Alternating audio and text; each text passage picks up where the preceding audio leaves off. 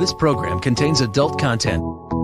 Is there a God? Big atheist. Really? What, am I an idiot? Come on. That yes, it would be nice if you could throw your sins and your responsibilities on someone else. But it's not true. It looks like far-left lunacy. I don't believe that it's true that religion is moral or ethical. You don't need to follow anybody!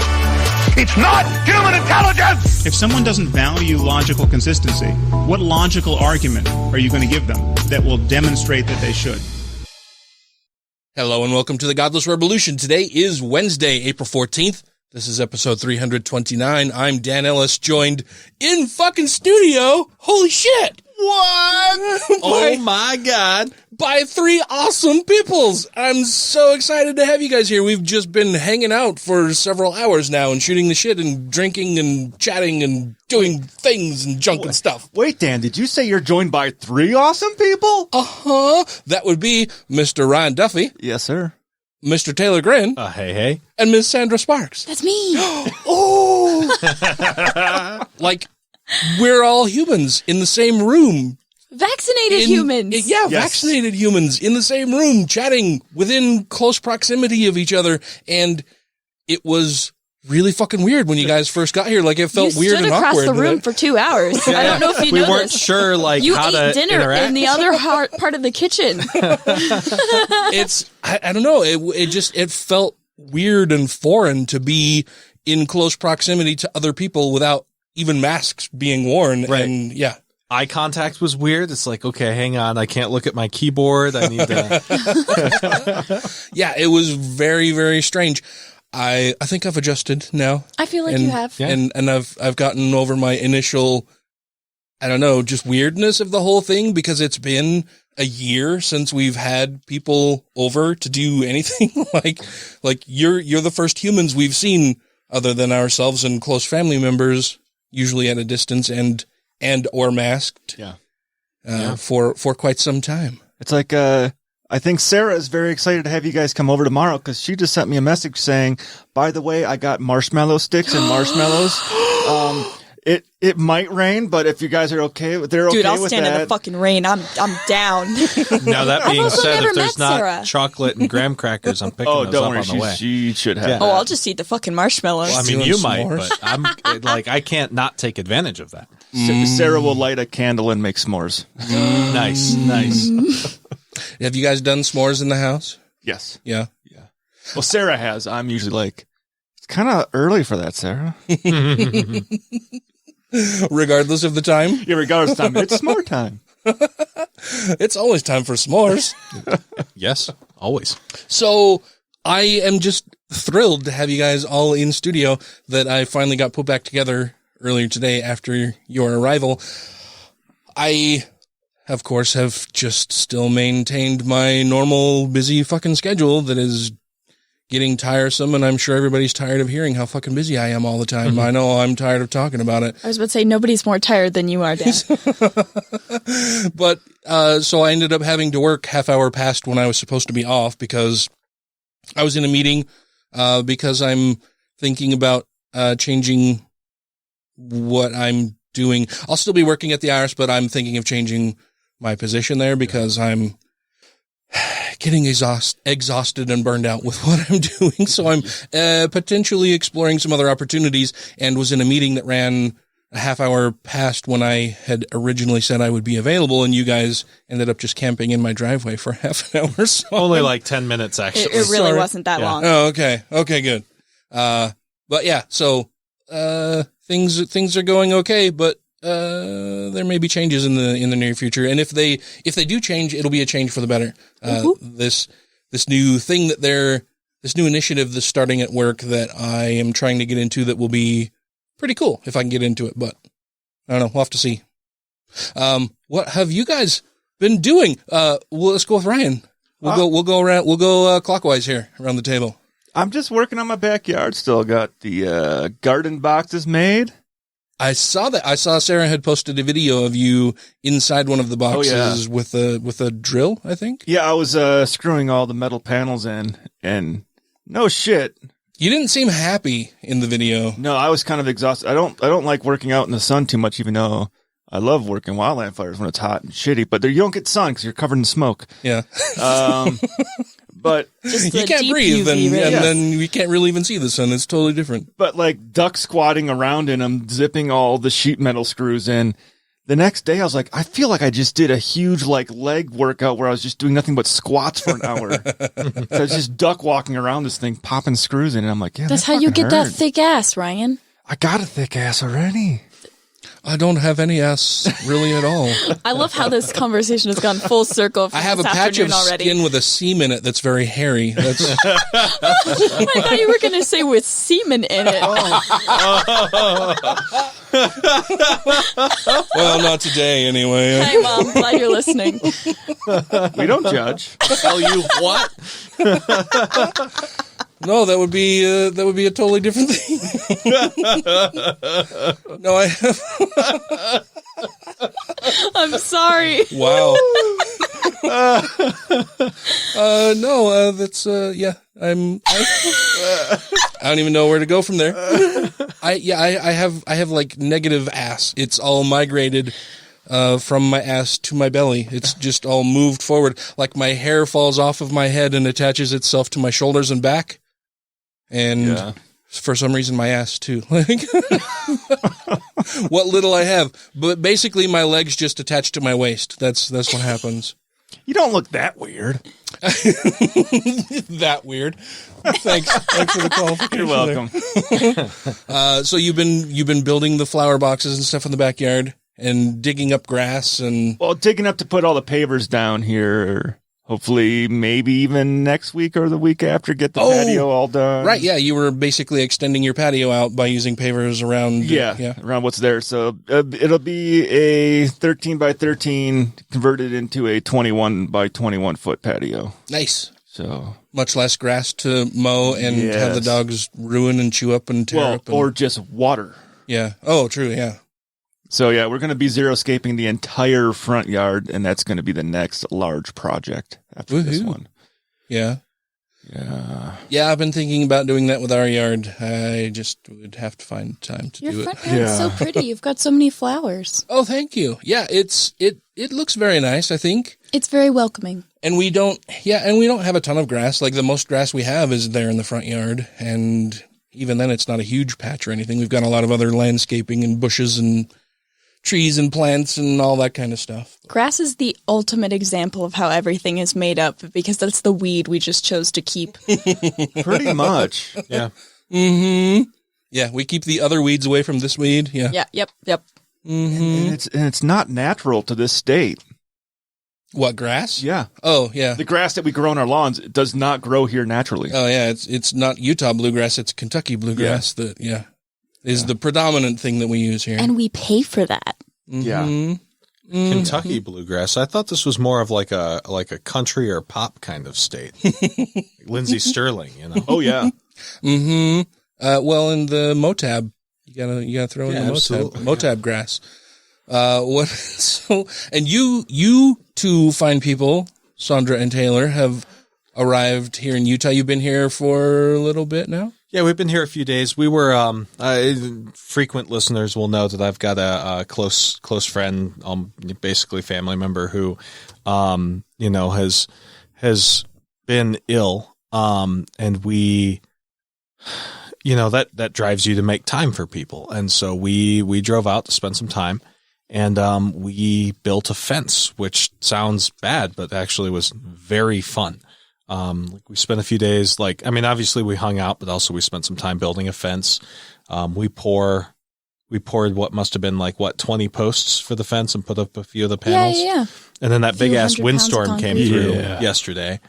Big windstorm ahead of the actual rainstorm. Yeah. Right. Yeah. And so luckily we didn't put up too much of the fence panels. But yeah, no, it's been a really good time. It was, I don't know, the kind of thing that I needed. It got me back to my roots, so to speak, and I feel refreshed now. It was one of the most peaceful 4 days that I've had in many, many years. Oh, nice. If not ever. It was just, yeah, It was really good. It was, I don't know, it was like being home. That's awesome. Yeah. Yeah. So You felt like somebody had just wrapped a warm blanket around you and pretty much. Yeah. Like normally I'm fairly anxious about a lot of things, like even just being here in a room as opposed to like back home at my desk. Like I was feeling a little bit of anxiousness because like, oh, there's humans near me and like I'm behind a different mic and all that, like anxiety until I started speaking. Right. And it's like, I'll be thinking about like money or what we're going to do with Sweden or like what's in the news. And like, I just tend to be a fairly high anxiety person. And for the last 4 days, I've had literally none. It's been amazing to be a part of a family unit. yeah. Like, I just haven't experienced that very much in my life. And to feel like just one clump of awesomeness and intellectual conversation was the best. And acceptance. Like, I don't think I've ever known anyone to be as accepting a human being as Eric. So That's awesome. yeah. I mean, like, and that's no offense at you guys, but like, he's just like a fucking Buddhist monk that way, you know, like, and he is not like a monk, but he's, in that particular way, he's just like, no, like you are who you are. You're okay. Like, just, do your thing. Like, this is what about you is excellent. And he brings that out in people. And it's just, yeah. That's awesome. I mean, he did get you to do some free labor. Yes, absolutely. He paid us in delicious food. Oh yeah, that is We true. had so much good food. Well, and no, like I'll actually repeat, like that is a thing that he does, but it's not merely for the labor. It's that all of the different people in his life can then look to like, oh, I made that fence, right? Like whenever they go to his home, it's like, no, I'm a part of this. Like I'm physically, well, it's memories that you shared with that person. Yeah. Right. I am here. I am built into the foundation of this home. Mm-hmm. Yeah. And like, it's really fun being here and shooting the shit with you guys, but it was hard to fucking leave today. Yeah. Like, that sucked. It was somber for like 20 minutes, and we were just like, fuck, we gotta go do other things now. Yeah. Yeah. But this is great. Yeah. Oh yeah. And I was sitting in the classroom. It really sucked thinking about having to come over to your house. No. Damn it, gotta go talk to Dan and Ryan. I was sitting in a that. classroom yesterday. We were guest speaking, and I turned to Sandra because I'd just gotten your text saying when you were available, and I was like, man, like the real meaning of ambivalent is not I don't know which way or the other, but I feel very strongly both ways. And I turned to Sandra and I'm like, I can't wait to go to Dan's house. I don't want to leave here. Why can't I have both? Well, that's very nice. Thank you. Yeah. Yeah, you guys are. I'm thrilled to have you guys here. This has been awesome. Thank you. Thank you for having us. Yeah, this is. I'm beside myself with just joy and excitement and happiness that everybody's here and we're like sharing space in the same room. Yeah, and it's been a hard year. Yeah. It's been a weird year. Yeah. Yeah, for sure. Yeah, lots of weird things, lots of difficult things, lots of things that I think everybody has learned about themselves and other people around them that maybe they didn't want to know. Yeah.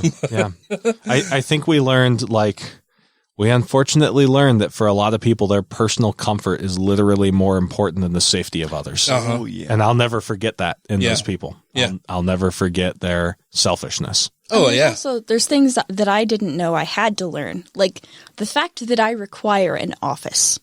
I have to attend class at like 3 a.m. for various reasons, and I have to do it in a communal space. And it is the actual worst thing that could possibly exist in my life at the moment. I need an office. Something I'm going to giggle about. Yeah, sorry. No, it's worth you gotta laugh or you cry. Like Yeah. it's one or the other. Yeah. But I'm so happy that I learned that, and it's like set in stone now. I have to have an office. So it's not all bad. You got to have your own space to be able to block out the distractions from the rest of the world, right? And not have to whisper to my poor classmates who are trying Yeah. to figure out what the fuck I'm saying.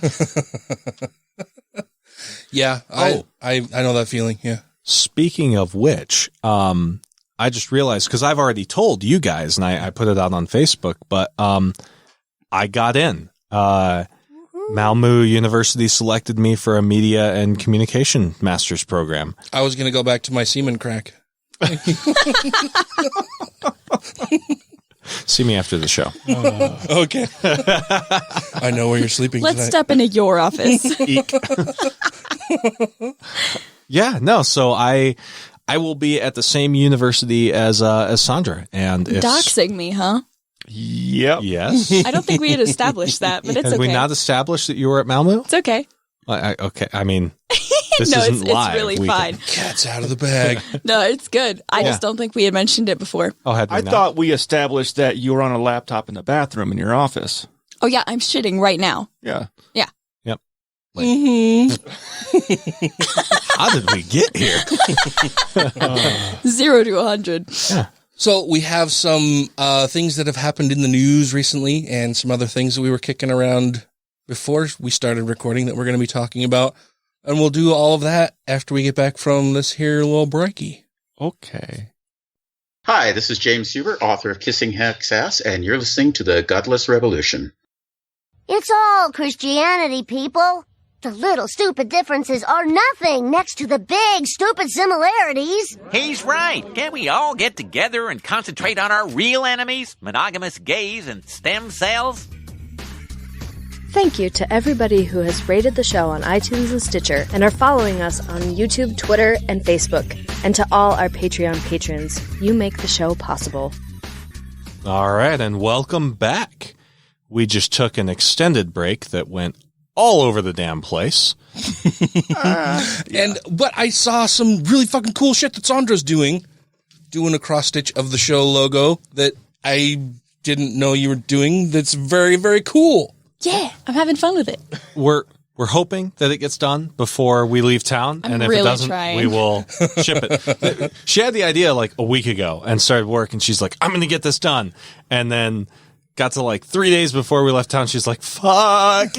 I had been doing nothing but sewing for a week before we left. Like that was it. Yeah, she'd be sitting there like reading her textbooks for class with a needle in hand. Like, yeah. So we got some good news and some bad news recently for the atheist community. It's something that I've been thinking a lot about while I was driving out here and just kind of in those in-between spaces. So very recently, a Gallup poll was released that showed that for the first time in 80 years that Gallup has been measuring, less than half of U.S. adults claim a church, synagogue, or mosque as their place of worship. Woo! So when they started, in 1937, 73% of Americans belonged to either a church, synagogue, or mosque. And from now on, I don't want to say all three, so I'm going to say church, but know that that's what I mean. Yeah. Or you could say a religious organization. No, it's a little different. No, because I mean they're specifically looking at the Abrahamic worship. meeting houses. Yeah, the ones belonging to the like people of the book, so to speak. Yeah. It reached a high of 76% a decade later, and has declined since. Well, for the first time ever, that fell below 50%. 47% of U.S. adults claimed membership to a church, which is pretty fucking cool, right? But there's some bad news. Friday, the Supreme Court pushed a ruling out of what's called the shadow docket. And basically what that is it's where the Supreme Court decides to take up a case but does not actually hold like arguments for it. There's no presentation or anything like that. They basically just pick up the facts of the case and make a ruling on it and send it down to the like what do you call them? Like the appellate court that drove it to them, right? Yep. And in this ruling they made, they said that I'm not going to get into like the defendant, prosecutor, like all that legal language. I'm sure opening arguments is going to cover it in a week. But basically what they said is that if in California and now probably across the U.S. because of the use of like precedent in our legal system, if a state issues some sort of like safety regulation like California did with COVID, where they said you can't have big gatherings of people, if there is any sort of secular exception, like, say, grocery stores or gas stations, automatically there must necessarily be an exception for religious purposes, because religion, according to that Supreme Court, is protected under the First Amendment. And so they're saying that, like, if there's a pandemic and it forbids gatherings of individuals unless it's, say, a grocery store, then there must also be allowed Bible studies at people's houses. Which means that in a pandemic, people gather together in small rooms Which negates Jesus. the whole fucking idea of a lockdown or shutdown of things, because then people are still congregating in large groups and spreading shit among themselves and then amongst everybody else that they interact with. Correct. Yeah. And this is part of a growing trend. So analyses have been done that show that the Supreme Court has largely been neutral on religion, right? In approximately 50% of cases, it'll favor religion, and in approximately 50% of cases, it will disfavor religion. Till about 5 years ago. What happened then? Yeah. Yep. So recently, the court has started favoring religion in extremely high amounts, and it is literally the not five Trump appointees, but the 5 justices on the Supreme Court who were appointed by Republican presidents that have been incredibly favoring religion. And the big thing that I wanted to talk about is that I think we as a movement need to shift, right? I remember listening to atheist podcasts and reading blogs and that kind of thing back in the the early aughts. So you're saying as an atheist movement? Yeah. I think that we as an atheist movement might need to start rethinking our strategy, right? Because groups like Americans United, Military Association of Atheists and Freethinkers, American Atheists, yada, yada, yada, the whole alphabet soup of our special interest groups, right? Have predominantly tried to prevail in court cases where we point out that like religious groups are getting special treatment, or that equal protection ought to be offered to organizations that function like religions without actually having a belief in a deity. And that's been successful for us, right? The Satanic Temple has made some pretty good grounds. The American Humanist Association has made big grounds with their secular celebrants. A lot of like religious special treatment in schools have gone away. But I don't think that's going to be a valid strategy anymore, right? The courts used to be a good, neutral referee in these kinds of cases. But I don't think that they're going to be that anymore, because for the last 2 years of the Obama administration, appellate judges and federally appointed judges were held up in Congress by Mitch McConnell. So hundreds of positions were left open. And then when Trump took office, they were fucking machine gunning young Heritage Foundation promoted justices or judges into these positions, and justices onto the Supreme Court. And I think that unless Biden considerably increases the size of the federal bench, not just the Supreme Court, but on like the actual federal court level, which has been proposed by some legal theorists. Like right now, there is a massive. You're talking like the federal district courts. Yeah. Because there are way more cases than they can handle. They need more judges. Sure. The justification. Yeah, there's a giant backlog that they're always trying to work through. Right. So, but typically it's like you don't create new seats, and there's an argument that maybe you should create new seats. And we just got news that the Congress, both houses of Congress, are looking to increase the number of justices on the bench in the Supreme Court to 13. Yeah, which is big fucking news. And the legal the justification they're giving is basically there's 13 district courts, so there should be 13 seats on the bench. And it's been that high before. Right. It's nothing new. And it's been lower before. It's been 7 before. There's no constitutional provision that says how many people serve on the court. But so all of that aside. Yeah, it's that the number is set by Congress, right? Yep. So my point is, though, is that like right now, the judiciary branch of the government is stacked against atheism, right? It's stacked in favor of Christian nationalism right now. And so what I'm arguing is that we as an atheist movement ought to be moving in the direction of trying to affect the legislature, right? So one of my buddies, he doesn't follow the show, but he's just a guy I know, posted this article on He's just a guy I know. He's just a dude I know, just my buddy. So he posted this article that was on the Friendly Atheist that was like prompted or promoted by the American Atheists, right? So there's this Harvard professor who does a cooperative congressional election study every year. And he does cross-sectional analysis.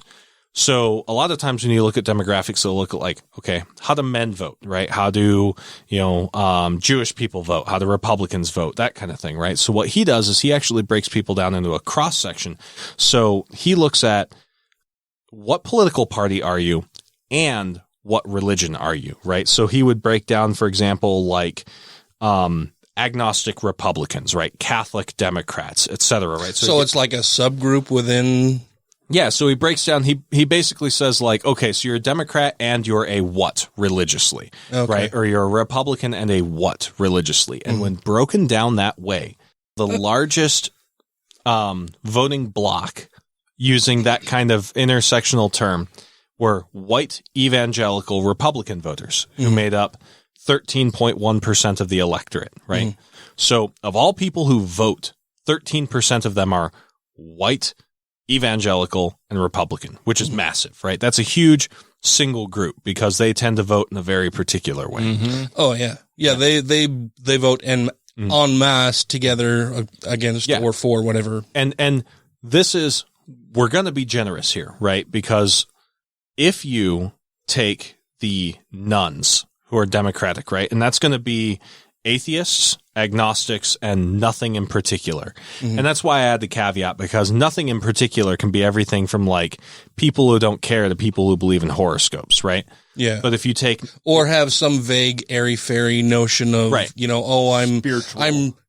I'm spiritual, but not religious. And my definition of religious is that I have to belong to an actual church. But here's where I think it matters, right? Yeah. If you take Democratic agnostics, atheists, and nothing in particulars, they make up 17.6% of the voting populace. A huge amount. And the reason why I think we're also very neglected as far as targeting that group. But we're also super progressive. A lot of people who are atheists, agnostics, and nothing in particular, even the airy-fairy horoscope people, want life to be better, right? We want society to do the work that individuals or corporations wouldn't be inclined to do. Well, and it's not just that we care about our own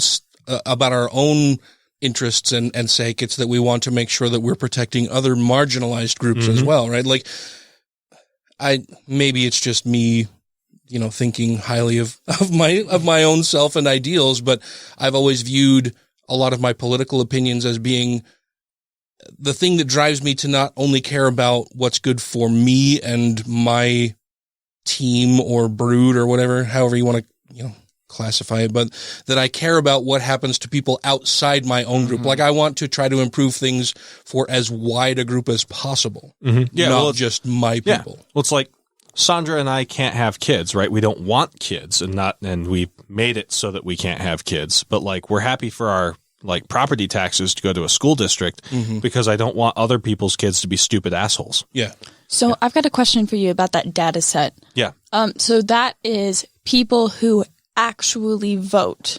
Yes. Okay. Yep. And so it is a sample size of that was 61,000 people. Okay. So what it doesn't include is the marginalized people who are kept systematically from voting due to things like gerrymandering and ID requirements. Or Georgia. Right. And so it might actually be low, is what I'm saying. Right. Yeah. That white Republican evangelicals are probably overrepresented in such a study.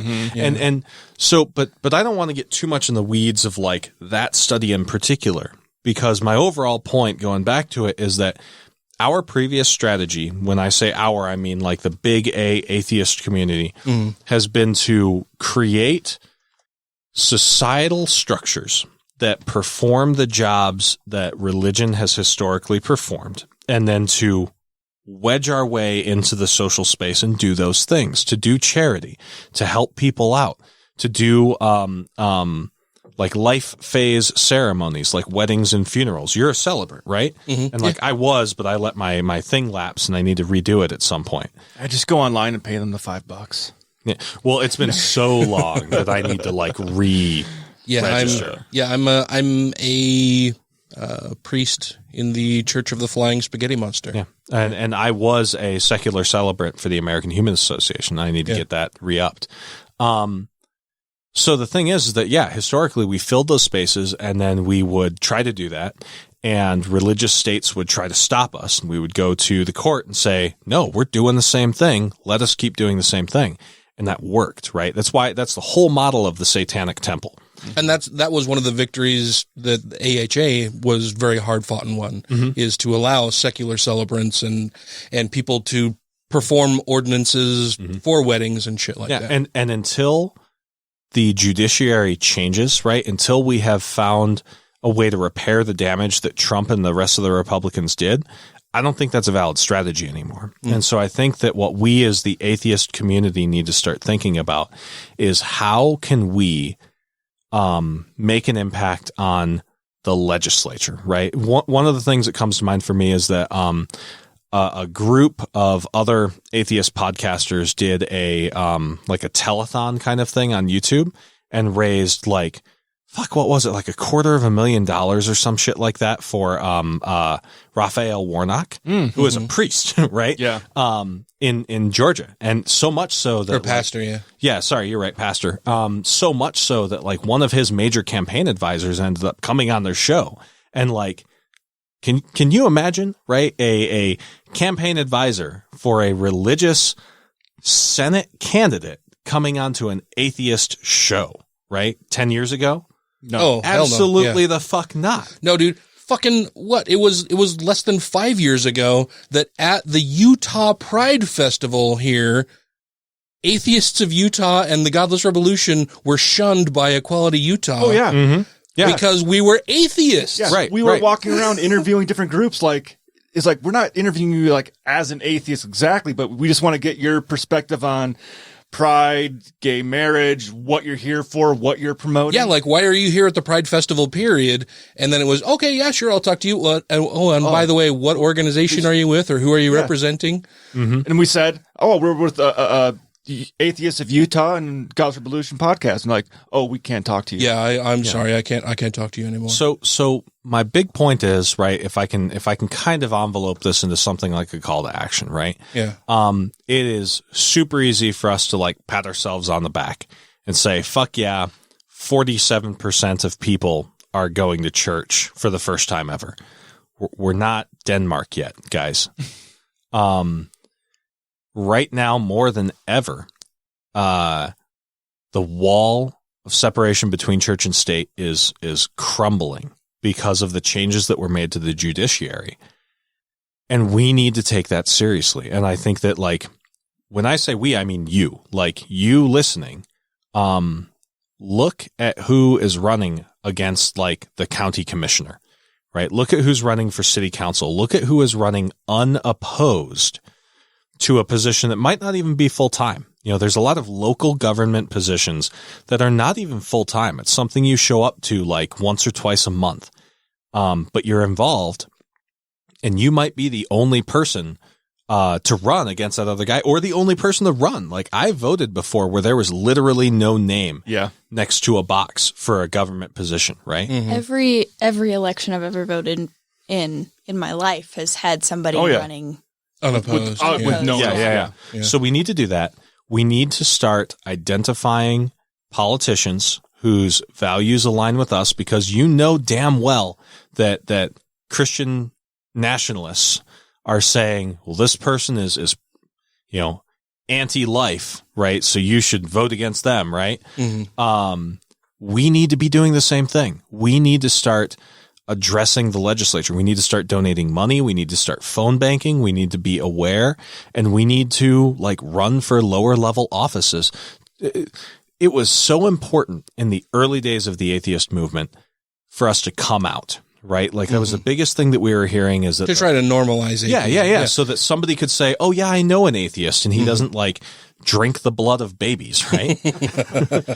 and the next phase is for somebody to be able to say, oh, well, no, my town councilman is an atheist and hasn't been a problem for me. Right. They didn't ban prayer in, my kid's seminary class. Yeah. And it's not a big deal. You don't have to make a federal case out of it. Right. just like to say, oh no, yeah, I'm an atheist. No big deal. Yeah. You know, you're religious. I'm not. Yeah. No biggie. And I want to make sure that you can continue to practice your religion and I cannot. And we both do that in the privacy of our homes. Yeah. And if you want, you can game the system. Like the transgender Satanist who got, I think she won the seat for the county sheriff because nobody was running for it. Ran unopposed. Yeah. And she put down as she was a Republican. Yeah. And unopposed and put Republican, but she got all the votes. Yeah. Because they saw OR. Then they learned, oh shit, we voted for a transgender Satanist? Because you didn't do research. You just saw, oh yeah, the Republican. Check the box. I just saw the R next to their name and thought they're on my team. Yep. Yeah. And the thing is like, again, we're going to be talking about this book a lot more, right? But we've all been reading The Founding Myth in preparation for our stuff that we're doing on Christian nationalism. And like the Enlightenment period is really important to me. The foundation of liberalism, big L liberalism, as an idea is very important to me. And at its core, it's a secular idea.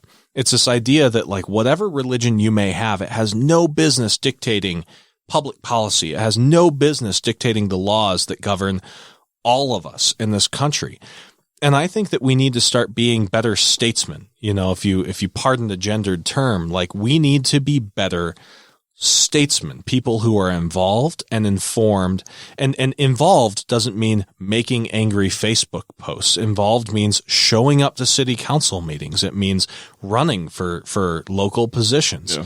Donating money, donating time, knocking on doors and making phone calls. Like we have to be a part of our own governance because for the first time ever in America, it's possible. There are enough young people. I was involved in starting up secular humanist services at the Air Force Basic Training in Lackland a long time ago, back in like 2013 now. And 2013, I was already out of the military for a few years by then. Yeah. Last I checked, something like 20% of basic trainees in the Air Force go through that service. Oh yeah. And those are the 17 to 21 year olds, right?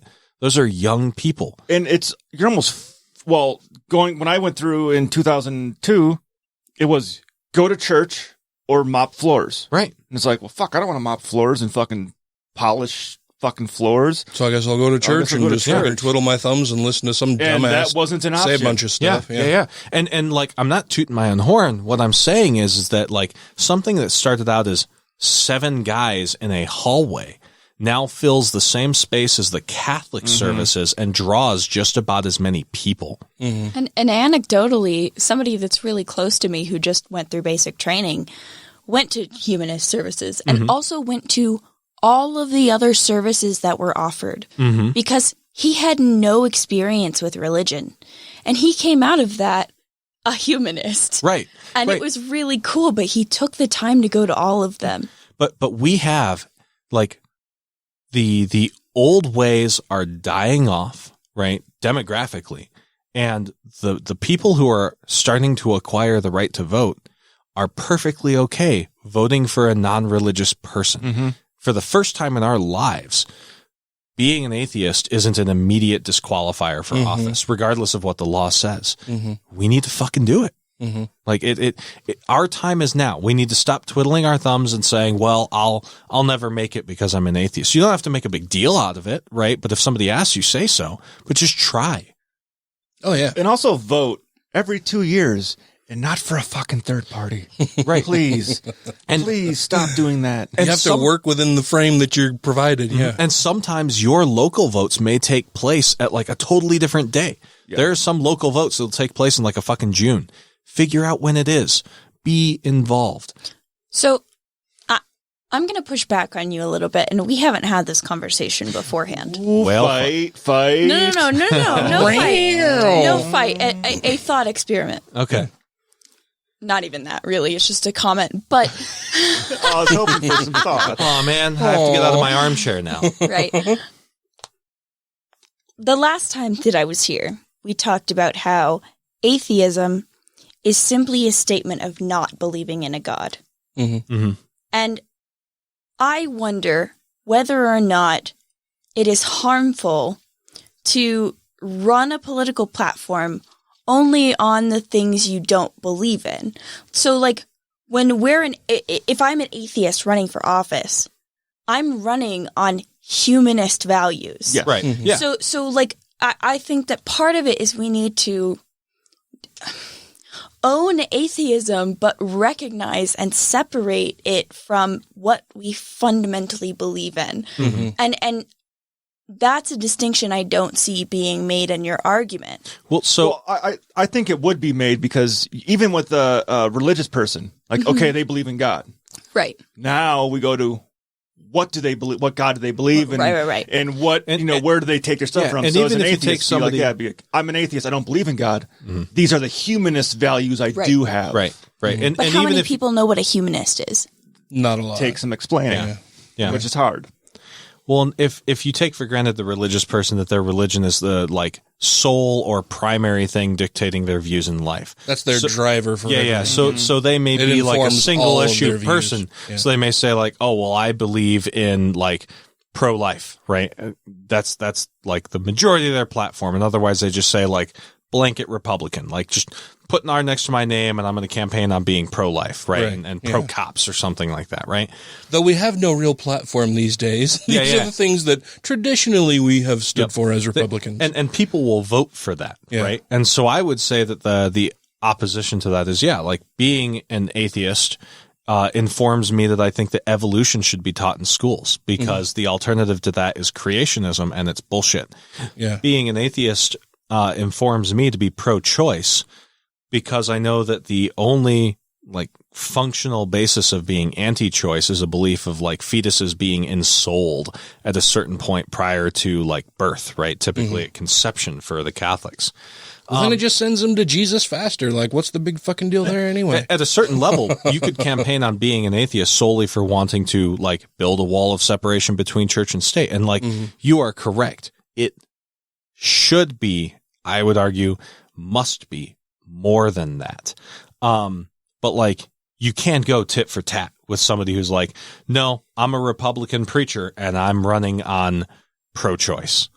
Yeah. Well, and I think, in defense of both of your points, really, it's just that you don't even necessarily have to make your religious beliefs or lack of religious belief a major part of your platform. It's just, matter. It shouldn't matter because we have, by design, what should be a secular government. So your religious beliefs shouldn't play a part in any of this at all. Yeah. And you can just say, I'm a non-believer. You're a believer. That's fine. I want to work to protect your rights as well as my rights as a non-believer, that you can worship how you choose as long as you're not harming anybody else. And I can worship not at all. But that should be fine. I want to push back on that where you said it shouldn't matter.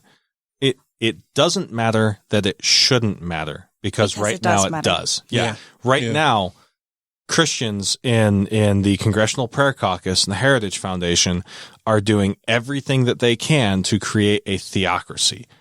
And simply on that basis alone, qua atheism, we need to be fighting back against that. Mm-hmm. Yeah. I learned something very interesting recently from Andrew Seidel. Oh, hey. When do you think we started saying the whole at the end of when a president gets done saying something goes and God bless America. And God bless America. Yeah. Where do you think that started? 50s, maybe 60s. Reagan. Yep. Was it Reagan? Yeah. It was Reagan when he was clawing fucking tooth and nail because he knew he was going to be kicked out of fucking office. Who here knows? Two-part question. Around when do you think "In God We Trust" was our national motto? And what was the motto before that? Well, it was 1953. Well, there's there's two E pluribus unum. Yeah, well, there's two. They were both in the 50s. One was for our currency. One is the national motto. Mm-hmm. And before that, it was E pluribus unum. Yeah, out of many, one. Right. Or what was on the first minted coin from? Was it not Jefferson? My ass. I actually don't remember the total of it, but it was the first minted coins. Basically had it's basically the quotes from the Enlightenment movement were on the coin. There was no "In God We Trust," no "E pluribus unum." It was no "In science we fucking trust" was basically almost what it came down to. Hey, And Thomas Jefferson famously took a copy of the Bible and stripped all of the supernatural bullshit out of it and only took like aphorisms that were compatible with the Enlightenment. Yeah, but that was also kind of a racist. No, not racist, because he, from my understanding, the Thomas Jefferson Bible, he stripped all the supernatural Jesus shit out of it, and also was, here, Native Americans. I mean, here's a Bible. Right. But like, do this. Get rid of your culture and kind of start following this. This is kind of like your lead-in. Doesn't this look so much more attractive and better for you people? I mean, really. Don't worry, we're not going to teach you to read it, though. We'll read it to you. You godless heathens here, my word. Martin Luther, what? Yeah, but so, I mean, this is something I come back to a lot in the episodes that we've been doing lately, but like, it's super easy to dunk on folks, right? Like we can do that all day. Yeah. It's a lot harder to go out and do a thing, right? And it's a lot harder to go out and do a thing and fail, right? It's really fucking hard. When I was in college, I was a speechwriter for a guy who ran for county commissioner in Washington County. And he lost, right? He ran as a Democrat because he knew he wasn't going to win in the primary against the Republican. He ran on essentially a Republican platform, but he wanted to oppose the dude, and he did not win. And he, to the best of my knowledge, didn't try again, right? Try after you fail, right? Or get behind somebody who might be better at it than you, but get involved. And additionally, especially to all of the people that are in their 20s and 30s, I know I was told that everything would be open to me once I got a college degree, and that I could really the world only will be your oyster. Yeah, and that I really could only succeed in being a scientist until I had degrees. And I didn't learn until almost halfway through my master's how much involvement I could have without that piece of paper. Yeah. You can get active right now while you're working towards your education, or when you're not doing education at all. You can be involved no matter what. Yeah, but it's like Sandra said, atheism is saying, no to the question, do you believe that there is a God?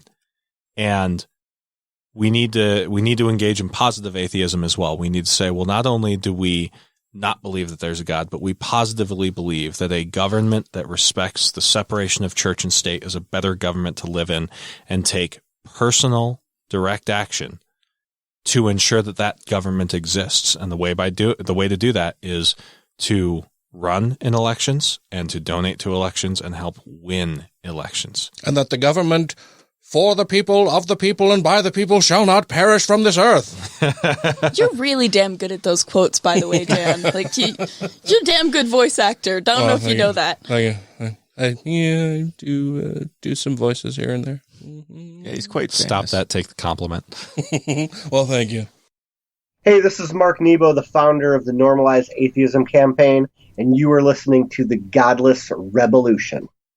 Well, cockily-doodly-doo, little buddies.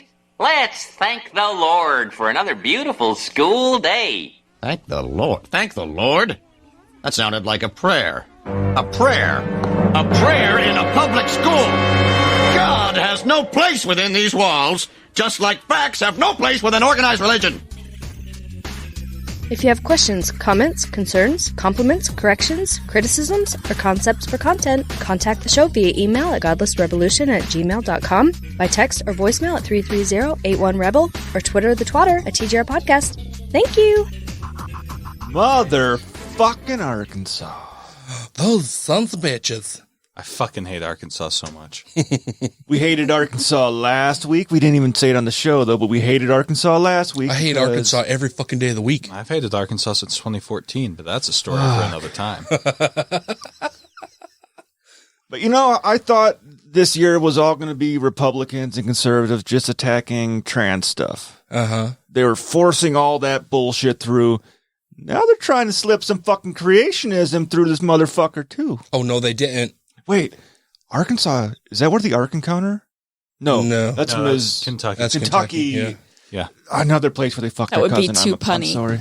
Some other banjo-playing cousin humping state. Yeah, they're trying to push 2 bills through. To teach creationism in fucking school. No, S. Banjo. Yeah. I think we've talked about the teach the controversy thing and how fucking stupid and ridiculous that thought is, because there is no controversy. Like, that's the whole thing that the Flying Spaghetti Monster Church was created around, was teaching the controversy. Yeah. Yeah. Religion has no business in schools any more than science has business in churches. I'm going to have to put that Simpsons clip in this episode. So this story comes to us by way of the Godless Rebelution podcast community, and Janet Uter. Yeah, Janet Uter shared this in the Godless Rebelution podcast community. This is from KATV.com. The headline says, Creationism bill passed in Arkansas House headed to Senate. Little Rock. Arkansas public schools could be impacted by 2 new bills that were passed in the House on Wednesday. Representative Mary Bentley sponsored House Bill 1704, which would allow for teachers to use the creation theory in science along with the evolution theory. Quote, I've had teachers in my district ask me if we could please make it available for them to be able to discuss some scientists that truly believe the theory of creation should be taught in school. Well, that's good. If you're looking for scientists, there are none. Bentley said, adding that it could be taught along with a theory of evolution, not in place of it. Bentley said this bill would allow teachers the option to use creation theory, but it does not force them. State Rep. Deborah Ferguson questioned the bill's legality, and this is a tweet from this person. Oh, no, sorry. The quote from the person is, it was decided by the Supreme Court in 1987 that you could not teach creationism as a science. You could teach it in philosophy or religion class. So your bill specifically says it is to be taught as science. So why would we do this when the Supreme Court has repeatedly ruled that it is illegal to do that? Ferguson questioned. Bentley responded by saying that the Supreme Court has changed its mind hundreds of times. Yeah, e.g., now that there's a 5-4. Yep. Yeah. Ferguson also asked if this would allow for all religions to teach their creation theory in science as well. I think it's open for debate. No, you don't. They have been debating this for thousands of years, and I think our students learn more when they discuss it and debate it in the classroom. I'm sorry, how long has Bentley the American education system been around? Like, truly been around? A little bit, yeah. Thousands of years? No, religions have been debating for thousands of years on who's right. See, they fought wars over this. Mm-hmm. They fought wars over a lot less. Yeah. University of Arkansas at Little Rock professor Renee Schrodt-Lewis said she's a Christian herself, but there is a difference between faith and science. Yes. Quote, this just really does not belong in a science class. If we think about the definition of science, science requires that you have evidence and also that you are able to test in order to be able to figure out that evidence. So unfortunately, we are not able to test whether or not there is a higher being of any sort, Schrodt-Lewis said. And that's where the whole fucking thing of faith comes in, right? Yeah. Mm-hmm. This next paragraph is super critical. Schrodt-Lewis said that if students are introduced to the idea of creation theory at formative ages like kindergarten, it could muddy the water for them. She said they won't understand how the basic mechanics of science works because they are going to have that intermingled in with faith. Which is the goddamn point. Yeah. That they want. Yeah. If you want to teach religious shit, do that in your fucking church. If you want to teach public education, do that in your public schools. But and they already teach that shit in church. Right. What they want is to undermine the legitimacy of science by having the trusted people, the trusted authority figures in school present false information, because even kindergartners know the difference between a priest and a teacher. Mm-hmm. Or they want more butts in church. I mean, por qué no los dos? Yeah, that's where I was going. Yeah. Story continues and says, but it wasn't the only bill passed in the House on Wednesday. Quote, if your main outlet is that you are providing abortions, you are not going to be checking those agendas on those beliefs at the door when you come in, Rep. Mark Lowry said. Rep. Lowry sponsored House Bill 1592. It says no public school or open enrollment public charter school shall knowingly enter into any type of transaction with a person or group who performs, induces, or provides abortion. Lowry specifically mentioned Planned Parenthood. So we keep waffling between talking about kindergartners and Abortion? people old enough to get pregnant. I love that juxtaposition. Yeah, that's beautiful. Yeah, that's a fine way to conduct yourselves there, Kentucky or Arkansas. Sorry, same diff. Yeah. Mississippi, Kentucky, Alabama, Arkansas. You know who you are. Get out of my brain. I was just about to say that. Everybody else here's an accent.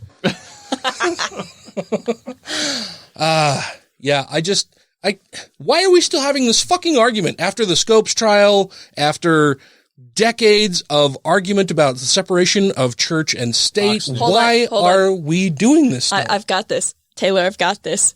They don't argue in good faith. Yeah. Let me break out the Sartre quote. Hey, do you want to read the quote?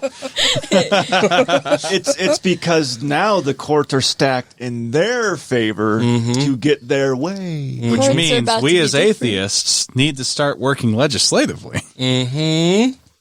Indeed. See, I knew this article would bring it all back around. Yep, there we are. We're real good at coming full Oval circle. Yeah, oval. Full oval. So in between segments, the middle segment and this segment that you are listening to, dear listener, we had a very long, expansive, fun, philosophical conversation about all kinds of shit, really. Marvel. Like it started out talking about, I mentioned that Tony Stark is kind of an asshole, and it went from there. Went everywhere. Yeah. Yeah. And we will be releasing that as a separate Patreon episode, a bonus episode for our Patreon patrons, because it was a prolonged discussion that were I to include it as a, from the cutting room floor for... It's a whole new episode. Yeah, it's like an hour-long discussion about stuff. So I'll release that as a separate bonus Patreon episode. And you can get access to really that cool. for as little as $1 an episode. Yes, you can. Yeah, for as little as $1 per episode, you can go out and listen to this. And if you are questioning whether our speakings and talkings and presentings to you of the things and stuff and junk is even worth a $1 per episode, then 2 weeks from the time that this drops available to the public, that bonus Patreon episode will be available to you as well, where you can go out to Patreon, download it, and listen to it, and then decide from there if you would like to contribute. But I think it was fun. I think it was a very cool discussion. I like having those kinds of discussions with people. Yeah. But we will make that available to our patrons as a just separate bonus episode. It's not going to be from the cutting room floor in this or anything, so you're welcome. Godless rambling. You get to listen to a couple who disagrees. That's always fun. But that doesn't get us screaming and yelling at each other, which is pretty cool. I know. It's almost like you can have an intelligent conversation with somebody when you disagree. Without yelling. Mm-hmm. This is something that I've learned. She's making me sleep on the couch. Cancel culture. No, I thought it was a great discussion. It was a lot of fun. Like I said, I love having those philosophical, existential conversations with people. I think they're fun too. Alcohol was involved in the making of this conversation. But it was a lubricant, not a detriment. No slip and slide. And I'm the soberest person here because I have to drive. It's true. This is true. Mm-hmm. Fuck. I'll live here so I can get as drunk as I want. Yeah, you're starting to get that red face going on, Dan. Yeah. Before that'll wrap things up for us. But before we go, I want to make sure that we thank our Patreon patrons. That would be Two Skeptical Chaps, Alan Firth, Don't Be a Richard, Hunter Grin, John McCullough, Ollie Olson, Sinead Duffy, Steve Kuno, Stephen Andrus, Theodore Sellen, a new patron. Thank you. Tiffany Hudson, Vanessa. All hail peanut butter. I got to do it this week. Yes. And Drew Vodopich, Corey Ebert, Jeff Peterson, Jeremy Goodson, Megan Mitchell, Utah Outcasts, Wesley Aaron, Freethinker 215, Chad Pryor, Janet Uter, Nico Gonzalez, Purple Dragon, Savita Kuna, Avocado, my cat, whom I miss so much, Tim Jacobson, Trisha Weir, hi Mom, Patreon customer service sucks donkey balls. And James, holy shit, $10 an episode. Thank you, dude. Woo! You're our favorite Patreon patron. Thanks, James. And thank you all for being patrons. If you, dear listener, would like to become one, you can do so easily by going to Godless... No, that would be wrong. You can go to patreon.com/GodlessRebelution, where you can contribute, as we said earlier, as little as $1 per episode, and you get all kinds of fun things. And you help us keep the show going, and we love and appreciate you ever so much. If you think the outtakes that you hear at the end of this episode are ridiculous, you should hear the ones that the patrons get to hear. Because I usually include extended outtakes for our Patreon patrons. And I'm good at saying stupid stuff. You're a pro. Yes. It's been fucking awesome and fantastic to spend so much time with you guys here in the studio. This has been, I just feel, I feel filled up. Like my cup runneth over. Your beer's not empty yet. With just joy, gladness, and happiness to have you guys here and to have spent this time with you. This is awesome. Thank you. Fun. It's been a blast. Thanks for having us. And shit, man, I would say we need to do this again, but we will. Yeah, but let's, the last time we were here was 2017. Let's not make it a gap that long next time. Yeah, definitely. We'll bring our asses out here. We'll make it happen. More frequently. Yeah. Yay. Go get your vaccine if you haven't already. You should be eligible in like the 19th, I think is what Biden said. And if you're not, no waste lists. Do it. Call your pharmacies. It was an hour of calling pharmacies. We got on 4 lists and we got vaccinated the next fucking day. Do it. It is worth your time. It is worth the stress and anxiety that you have over getting vaccinated. Because we are half vaccinated and we're sitting in the room with 2 people who are fully vaccinated. And it's the first time being in a room with people without masks in a year. It feels so nice. good. Yeah. And I'll just say my microchip works great. Dude, that 5G though. Picking up 5G like nobody business. Am I a crazy person? Yes. All right. Also, yes. He sneezed and nearly headbutted me, and that quickly became the sneeze butt. And so now headbutts are sneeze butts. And so when I had that, like, almost sneezed in her, like, at her. Oh wow, my. that went somewhere weird. Visualizing it. Yeah. So when that happened, I'm gonna sneeze in you, baby. I'm gonna sneeze in you so hard. So I visualized. I highly doubt that I will have no reaction, but if that's the case, yeah, just as long as I'm not moaning in the background. I feel so bad. Yeah. Yeah. Dan said I might be nauseous and this fucking sucks. Get me drugs. Yeah. Isn't that called a strawberry shortcake? No, that's what. Hang on. This is not allowed in the outtakes, but I will tell you what that is. Oh,